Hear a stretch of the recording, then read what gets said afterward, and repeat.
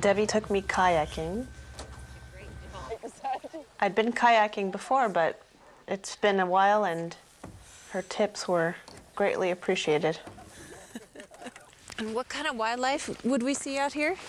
Well, we could see whales out here. We've had humpbacks, gray whales, minke whales, and the occasional orca in here. Oh, there's the kingfisher.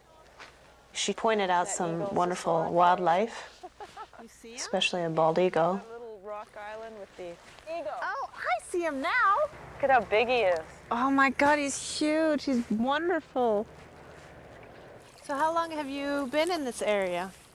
I actually grew up here. My dad was a mechanic in one of the logging camps. So is the rest of your family still in the area? No, they've moved on. They're living in the cities now. But something's keeping you here. Yeah, it's nice. Snow lineups. There's no traffic out here. True.